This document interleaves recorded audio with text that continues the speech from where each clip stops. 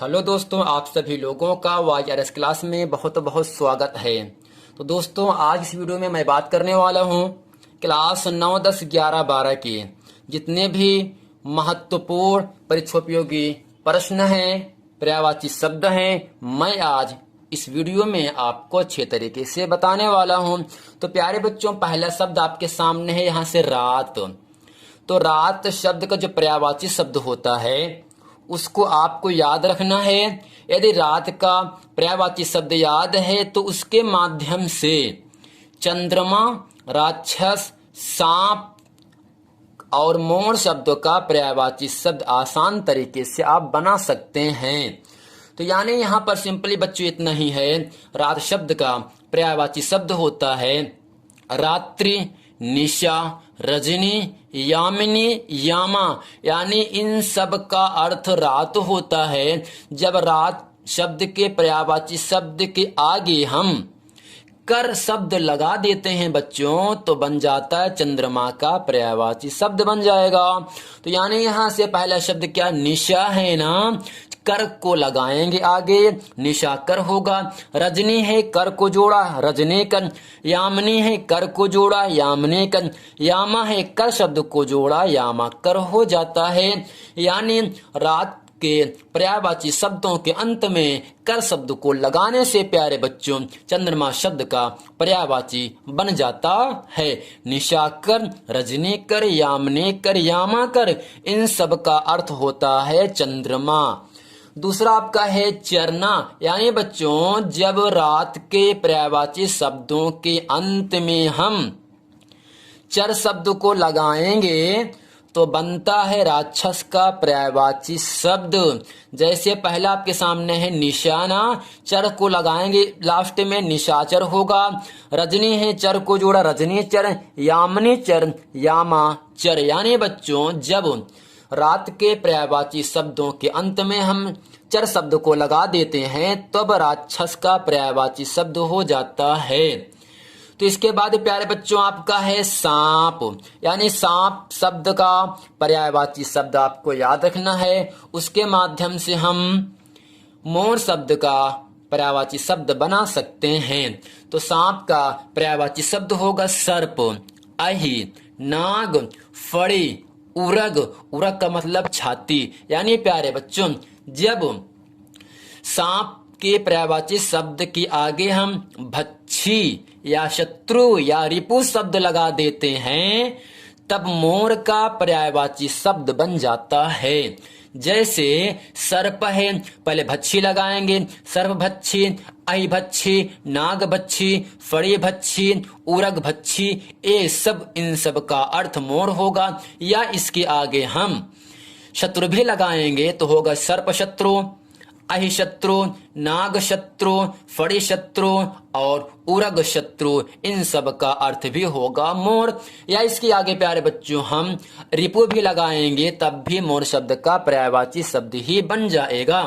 जैसे सर्प है, रिपु जोड़ा, सर्प रिपु, अहि रिपु, नाग रिपु, फड़ी रिपु और उरग रिपु। इन सब का अर्थ यानी सर्वभक्षी, अहि भक्षी, नाग भक्षी, फड़ी भक्षी, उगर पक्षी और सर्व शत्रु, अहि शत्रु, नाग शत्रु, फड़ी शत्रु, उरग शत्रु, सर्प रिपु, अहि रिपु, नाग रिपु, फड़ी रिपु, उरग रिपु। इन सब का अर्थ, इन सब का जो माने होता है वह मोर ही होता है।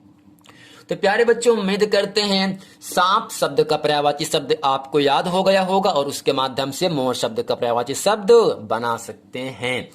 तो प्यारे बच्चों अगले नंबर पर आता आपका धरती। यदि प्यारे बच्चों धरती शब्द का पर्यायवाची शब्द आपको याद है तब उसके माध्यम से आप पर्वत, राजा और पेड़ शब्द का पर्यायवाची शब्द आसान तरीके से बना सकते हैं।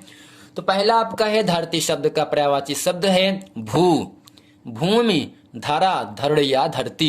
यानी भूमि के माने पृथ्वी धरती होता है, भूमि के माने धरती होगा, धरा के माने धरती होता है, धड़ या वसुंधरा के माने भी धरती होता है।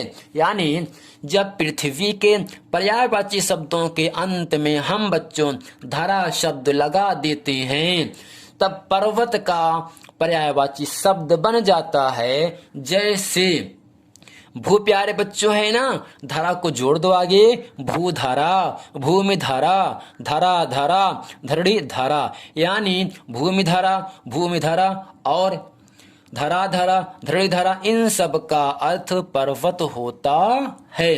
या इसके आगे प्यारे बच्चों, हम जब धरती शब्दों के पर्यायवाची शब्द के आगे हम पति या पाल शब्द लगा देते हैं, तब राजा का पर्यायवाची शब्द बन जाता है। जैसे भू है प्यारे बच्चों, पति को जोड़ा भूपति, भूमिपति, धारापति, धरड़ीपति, या इसके आगे पाल शब्द को जोड़ने पर भी राजा का पर्यायवाची शब्द बन जाता है। भू है, राजा को पाल को जोड़ा भूपाल, भूमि है पाल को जोड़ा भूमिपाल, धारा है पाल को जोड़ा धारापाल, धरड़ी है पाल को जोड़ा धरड़ीपाल हो जाता है। यानी भूपति, भूमिपति, धारापति, धरड़ीपति, भूपाल, भूमिपाल, धारापाल, धरड़ीपाल, इन सब के माने राजा ही होता है। चाहे हम जिस शब्द को भी कहेंगे उसका अर्थ राजा ही होता है। अब प्यारे बच्चों, तीसरे नंबर पर आता है पेड़, यानी जब धरती के पर्यायवाची शब्दों के अंत में हम रूह शब्द यानी रोम शब्द लगा देते हैं, रूह शब्द लगा देते हैं, तब आपका पेड़ यानी वृक्ष का पर्यायवाची शब्द बन जाता है। जैसे भू है प्यारे बच्चों, रूह शब्द को आगे जोड़ा भू रूह, भूमि है, रूह शब्द को आगे जोड़ा भूमि रूह, अगला धारा है, रूह शब्द को जोड़ा धारा रूह, इसी प्रकार धरड़ी शब्द है, इसके आगे रूह को जोड़ दिया मैंने, धरड़ी रूह हो जाता है। यानी भू रूह, भूमि रूह, धारा रूह, धरड़ी रूह, इन सब के माने वृक्ष या पेड़ होता है।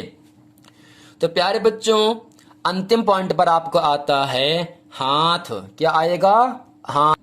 यदि प्यारे बच्चों हाथ शब्द का पर्यायवाची शब्द याद है, तब उसके आगे हम जा शब्द को जोड़ करके नाखून शब्द का पर्यायवाची शब्द बना सकते हैं।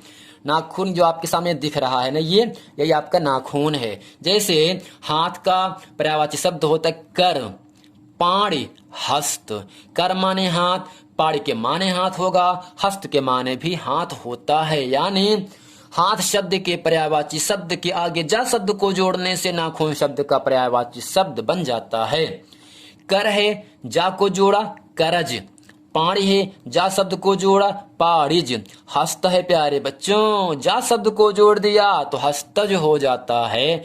यानी करज, पाड़िज, हस्तज, इन सब का अर्थ, इन सब का माने नाखून ही होता है।